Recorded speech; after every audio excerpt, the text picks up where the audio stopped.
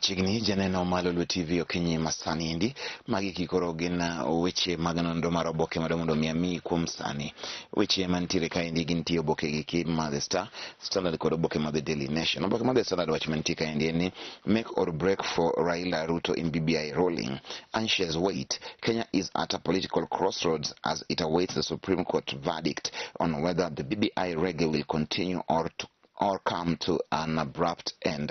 Whichever way it judges rule, there will be winners and losers. Oganda jo Kenya rito ahinya kaendi kod liyo mano ma en bura ma bende ibiro ng'adi kod Supreme Court ewi weche go mag BBI ka Ruto kod Raila nitiere mano endo kod kihondko ni to ibiro ng'ade korie kanye. Wach machielo mantiere ni the rich to pay more for NHIF under proposed staff changes. En sani ndika koro in ng'ama jamwandu ibiro chulo NHIF mang'eny moloyo jogo kuma jodhier, ibiro chulo jodhier ahinya. It's time for mwananchi and other interested parties to give views on the far-reaching changes NHIF intends to implement through 5 new regulations. Mane wach mantiere kanyo endo mar mondo mikoro ing'e kuna ng'ama dwa timre kanyo achiel kachiel. Wach machielo mantiere ka endi wach ma John Serut ni kanyo ito boke ni mar adek. Joe bendo yie mondo migiwere gi jaode maduong'. Joe agrees to end marriage with the first wife, granted divorce.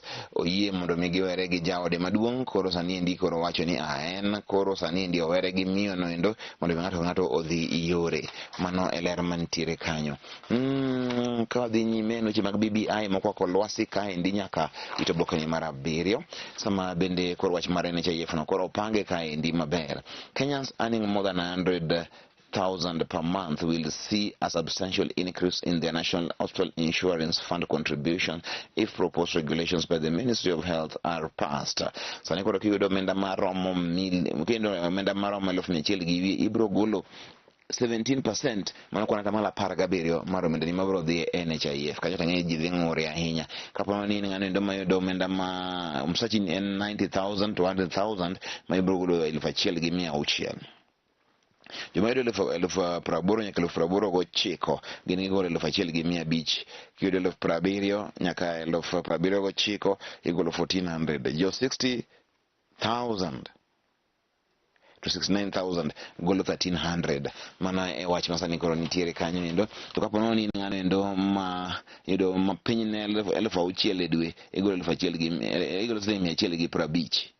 Mane mantiere kanyo golo 150. Magi weche mantiere sani ndi koro UDA chako weche go mag loso kod aspirants mondo migiwinj to gido timo nang'o e weche go mag nominations. Mane wach maduong' manitiere kanyo. Wach ni koro red wine may protect you from COVID but don't drink it to this yet. Mane wache mantiere kanyo samoro red wine nyalo bedo ni nyalo thiedho COVID. So mane kanyo mundingi Joe Murioki noble man whose strong will shaped HIV war. Mane gima nitiere kanyo endo. Kakoro aneno gima dhi nyime ka indi en mane koro when Joe Murioki became the first Kenyan to declare he was HIV positive, his wife was 3 months pregnant with a son in 1989. Mane wach mantiere jaode to ne pek. Wach Joe Murioki nitiga ito boke ni mar 14. So mane mondo ing'e koro ng'ani notimo ang'o ma mondo mikoro weche mag HIV AIDS olos maber. Mane wach mantiere kanyo. Otho to we kanyo endo legacy maber ahinya. Process of party nominations to determine race in Mombasa. Magi weche mapod nitiere kanyo endo mang'eny ahinya madwa ni mondo mi ang' isom kiyudo thuolo boke ni mar the Daily Nation. Safari Classic pod dhi nyime kanyo achiel kachiel. Mano e wach mantie. De Gea says Man United should be fighting for trophies. Maendi jagol mar Manchester do mondo bi koro team ne Manchester ne bi ni kosa ni koro go opera mondo mi gilo kombe. Manchester ok nyal loyo kombe sani. E gima di nyaka nyiso kombe ma tang Manchester lo.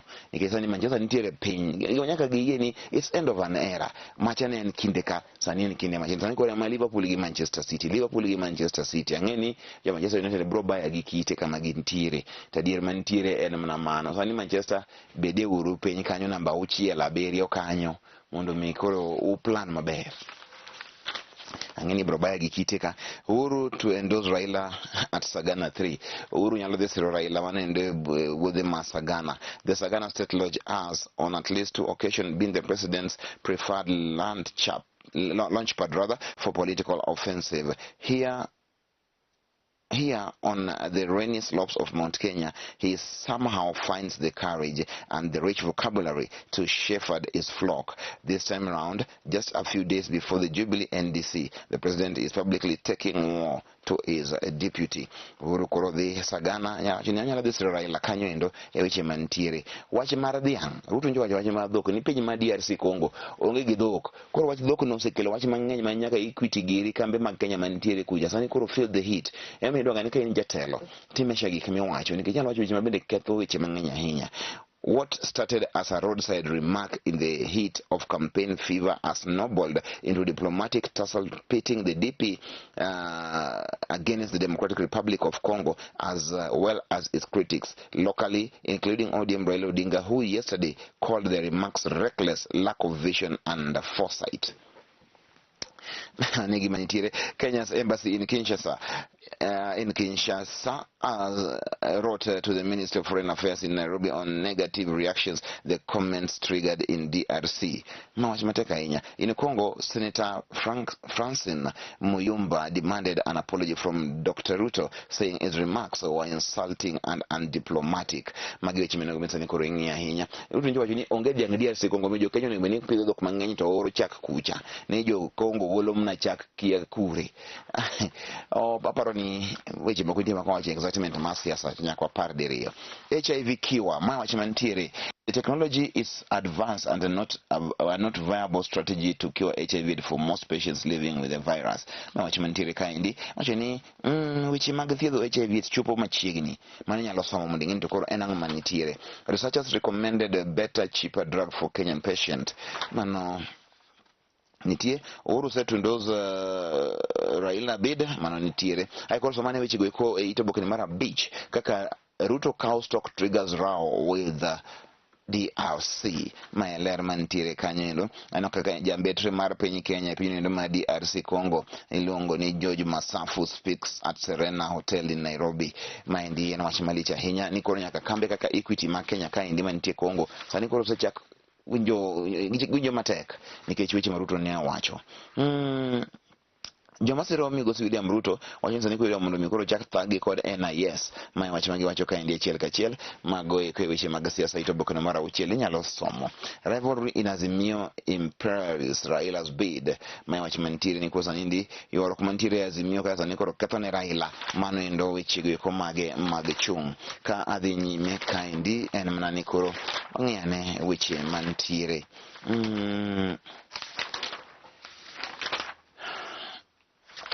Katemo ang'ene weche mantiere mag tuke kaendi mani koro Ansope Mbappe underlines value to PSG manywase ng'iyo Barca Napoli clash in Europa League playoffs. Encha Barcelona sani koro gomna Europa piny lokre awuo. Ronaldo ends barren run as Man United back in top 4 mane wach mantiere. Ronaldo nyokonyo Manchester United nat wacho ni koro sani ndi koro gisemedo jogo iko magenjo kanyo maromo 100,000 ma wach mantiere. Teachers Union launched a recruitment drive in January in bid to reclaim lost glory mane gima koro Collins Oyu ma en wuod Uyoma ma Secretary General mar NAT wacho kanyenda achiel kachiel.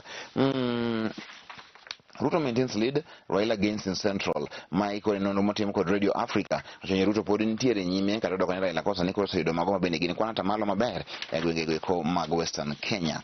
Half of HIV positive babies resistant to one ARV, Cambridge says. Magi weche mane bini kosa ni koro wang'iyo to mind di konye nango mar mondo mi koro obed ni kare. Ruto maintains lead, Raila gains in Central. Ma wach mantiere Ruto pod nitiere nyime kata doko ne Raila kosa ni medo bedo gimbi mano mutegni wengego ko mag Central.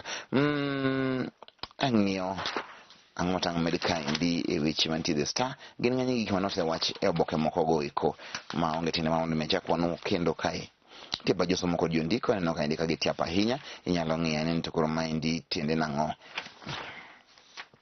Karen Nyamu and Samido taking jibes at each other. My watch mantiere kaendi. Mabende dwaro bedo Senator Women Rep ma Nairobi ma Karen Nyamu. The Samido and that Samido and his baby mama Karen Nyamu are not at the best of places in their relationship will not come as a surprise to many. The two seem to have escalated their beef this week after Karen received flowers from a misery Luo man. Jaluo odhi oketho hera mar Samido kod Karen Nyamu. Jaluo donjo gi red flowers sache mag Valentine. Jaluo kore kodonjo, ing'eni jaluo ng'e chiwo love malich. Nodonjo kanyo endo kata mana gi Rolls Royce, odonjo gi mano ma en red flowers, roses, gimoro amora, chocolates, opakne maber. Kara wach nyindi kara ne rach ne Samido, wach mantiere ahinya. Nyalo somo kanyo endo. She then went on to she then went on to embellish the great news on our social media pages, praising Luo men for being romantic. Oh, nakakase wache. Diamond Zari to start in reality TV. Diamond Platinumz and his baby mama Zari Hassan have been featured in a new reality show about African celebrities. The Netflix show Young, Famous and African.